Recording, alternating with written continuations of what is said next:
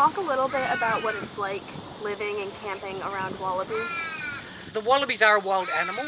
They come and go from out of the hills around the area, and they are mainly interested in our food. Our food is not very good for them, so I have to tell every camper that comes on site to keep their food protected and don't feed them, because you're just encouraging them to come around your campsite. After checking out the basin, Scott agreed to take us in his truck, and we ventured on the top of the hill to look at some Aboriginal carvings. We're in Ku-ring-gai Chase National Park. It's one of the oldest national parks in the world. This site is the Basin Campgrounds engraving site. So these engravings are very difficult to date, so they're sort of saying approximately between 3,000 to 5,000 years old. And when this area was occupied by Aboriginals, the Gadigal tribe, and this could have been a meeting place or a gathering place where they would come and do the engravings. They're very sensitive sites, not only for the Aboriginal community, but also they're quite delicate, so we don't want them to be damaged or desecrated in any way. It could be a way of communicating, and it was showing to other tribes and also showing some of the things that they would have done, like their fishing and their hunting methods throughout the park back in the time. They would have used just local rocks, the grooving stone out the front. They would have used that to make implements out of rocks. There was no metal tools. It was all just what they would find in their environment. They would sharpen tools and then they would come through, and the way that they actually did it was they would potentially draw out or scratch on the rock the shape that they wanted to engrave, and then they would do small chisel marks in the rocks, and then they would join the dots basically to form the engraving.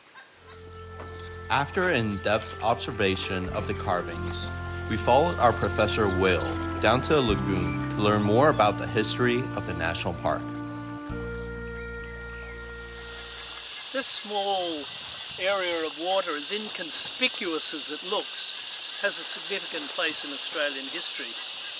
In the middle 1890s, when the founding fathers were trying to determine the shape of the new nation, the Commonwealth of Australia, the Queensland Premier collected all his Premier mates from each of the other 5 states and put them aboard his yacht, a steam yacht, a large vessel called the Lucinda.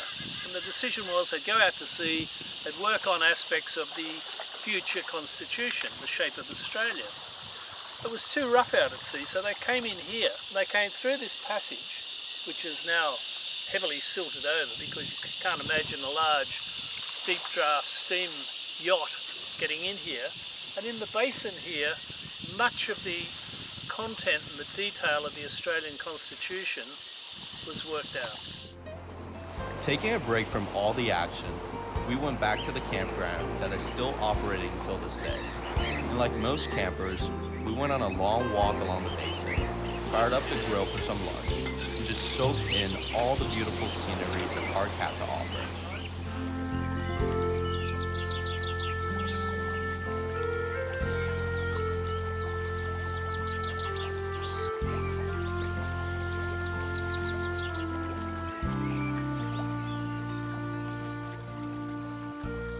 Some of the dangerous wildlife in Ku-ring-gai Chase National Park. The main, most dangerous would be red-bellied black snakes, eastern browns, but generally snakes aren't usually the problem.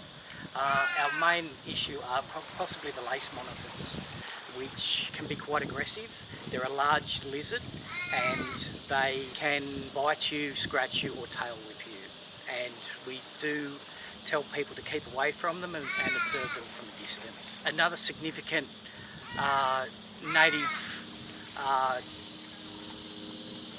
arachnid, I suppose, is we have a funnel web spider, which is a ground burrowing spider, which generally comes out of a night time, and they're the most venomous spider in the world. But you do not see them that often. controlled burnings or hazard reduction burns, they are planned and can take quite a few years to plan depending on the area and the terrain. So we will look at areas that haven't been burnt for a long period of time, and we will then plan and do fuel moisture sample testing, which tests the moisture in the ground to see whether it is worth burning at that particular time. And then we will either cut in hand tool lines or work off our regular fire trails that we have in the park. And it is called mosaic burning, so we do not just go in and burn the whole area in one go. We will plan and burn certain areas to allow wildlife to escape. So it is safe. Not all wildlife always escapes, but you know, it is beneficial for them as well. So.